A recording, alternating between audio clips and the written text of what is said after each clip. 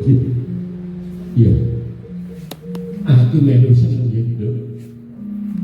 Dene kowe iso ngrampungake sekolah anakku wadon lan wis janji anakmu lanang jarare kok supit iki pengisi belum sanggup mencing mau. Yo sing gede pangaku pomo upamane aku ora iso bantu apa-apa yo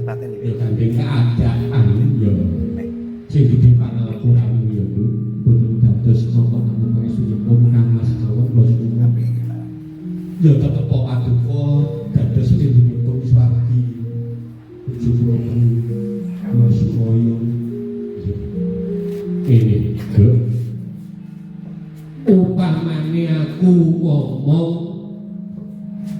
yen ana klene sing gede pangapuramu syukur bagi keceking atimu ora kaya sing ndak bayangke lan sing ndak gambarke buku-buku mbok menawa kowe kelingan syukur sedih jujur nanging yen kowe lali aku sing ngene iki yen sawargi bojomu yen tau ngene karo kowe mongso wali jadi kemah yo arep ngurbat putraku loro ya arep joke dulu makan mekaten menika semanten Pak Dimojo sama dipun timbali sepados mriki dipun pasahi lare-lare menika kadawan ngurbat namun ora bisa mantus awak kawis bidang santun sangat langkah Bapak pun dipun laksanani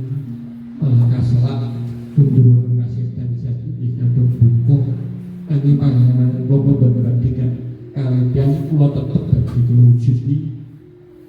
itu kasih pun engkau kukasan bujumu iya nah prayoga ini pun apa kowe sing sowan apa aku